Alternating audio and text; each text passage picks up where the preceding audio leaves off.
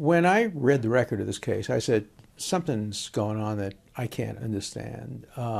This is a perfect candidate for parole, considering how young he was and what he did and his background and his record in prison, with the one blemish of the guilty plea.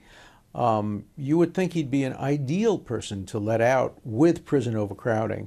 Nobody thinks he's going to engage in predatory crime or hurt anybody, and yet parole boards do parole people who then go out and rape and murder and rob. So it's very hard to understand the rationale behind a decision not even to consider this case seriously.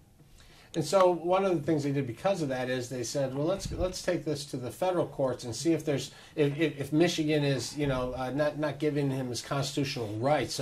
So they tried to pursue that avenue, but have sort of fallen on deaf ears there too. The United States Supreme Court, mistakenly in my view, has essentially said that length of prison time is not going to be looked at as cruel and unusual punishment as long as it's somehow reasonable.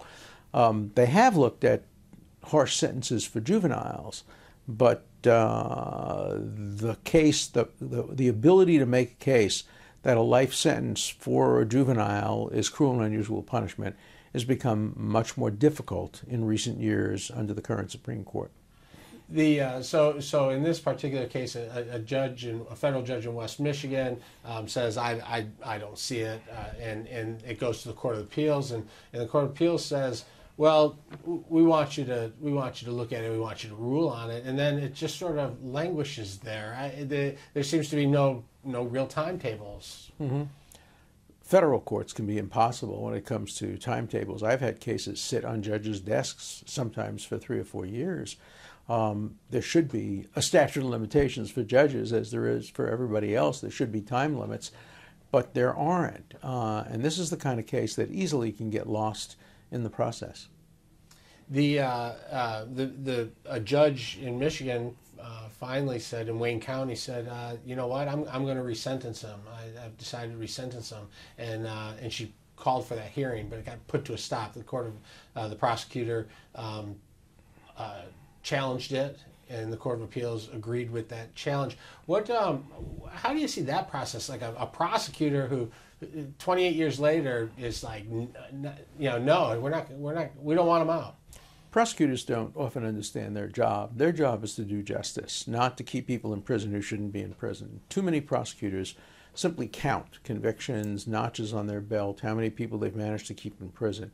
That's not the job of the prosecutor. The job of the prosecutor is to do justice and to participate in the justice system. And this is a case that cries out for resentencing, for time served, for release. He served far, far, far too much time already for what he was convicted of doing as a very young man. What role do you see this this violation of the law when he was in prison? Is that just say, well, too bad, you broke the law while you're in prison, all bets are off? Parole boards look for any excuse to do nothing, and this conviction while in prison provides the perfect excuse for doing nothing. But when you look at the circumstances and you look at the reasons why he pleaded and you look at the minor role he played, it shouldn't serve as an excuse for not looking at the totality of the circumstances. The totality of the circumstances, this young man has never been given a chance to prove himself, to live his life. And we should not tolerate these kinds of draconian sentences for nonviolent drug-related offenses. Wershey, when he was 14 years old, he was an informant for the police, and then he became a drug dealer, and he got caught with the lifer law with the 8 kilos he had.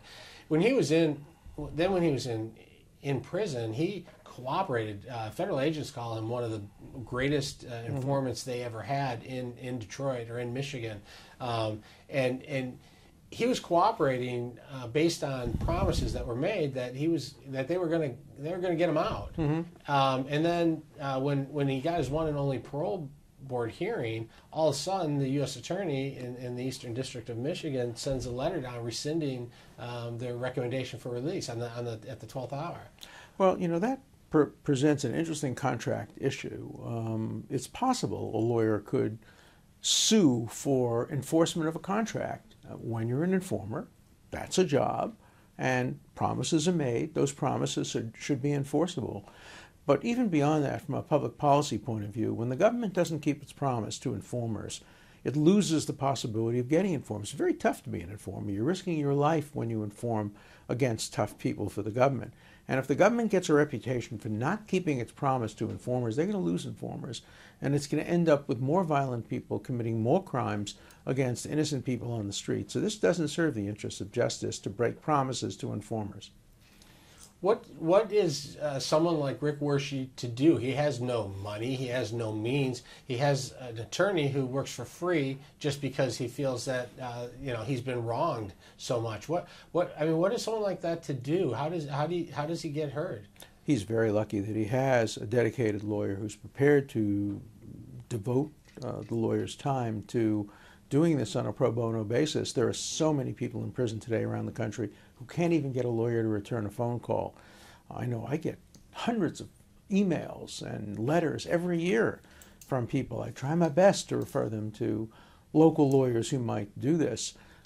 If he has a lawyer who is really determined, in the end, some justice may be obtained, but justice delayed is justice denied, and it's been delayed and denied him for far too long.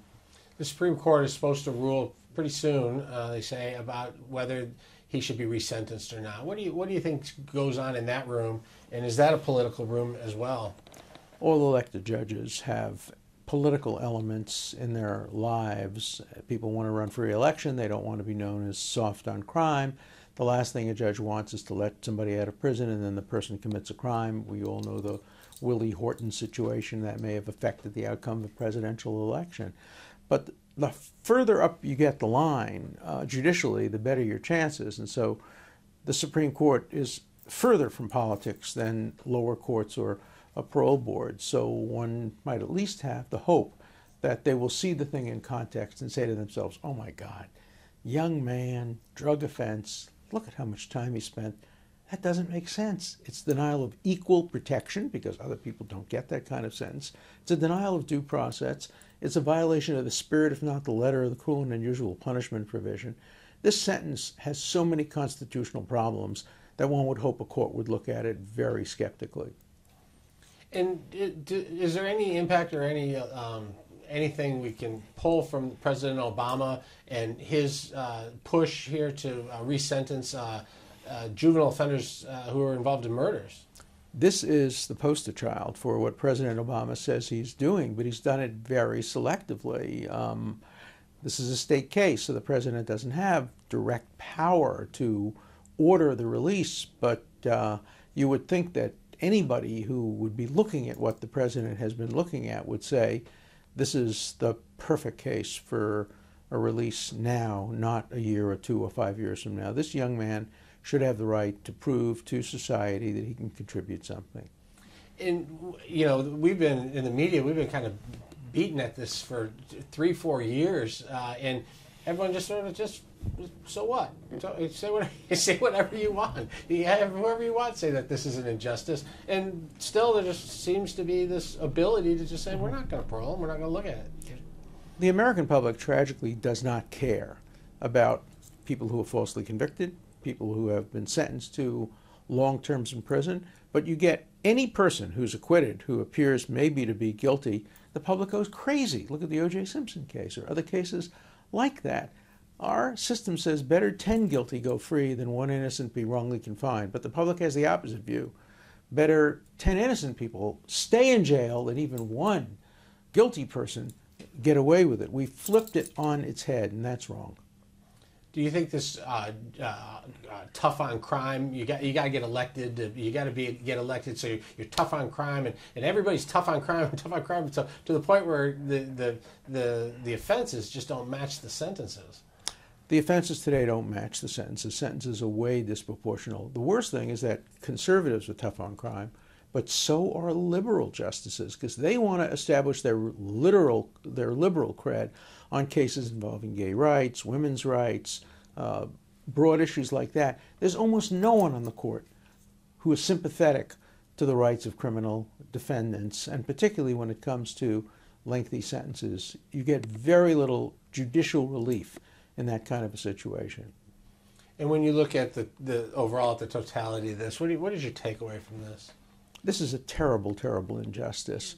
And the worst part of it is there's no remedy. The judiciary doesn't serve as a remedy for cases like this. The public doesn't care that there's a young person who's now not a young person spending all this time in prison. The legislature certainly doesn't care. The executives don't care. No one cares. And it's so important, if justice is to be preserved, that we care about every single person who's in prison. We have to ask ourselves, is every single day of imprisonment justified? The answer to that question now for this man is absolutely not. He has been subject to a terrible injustice.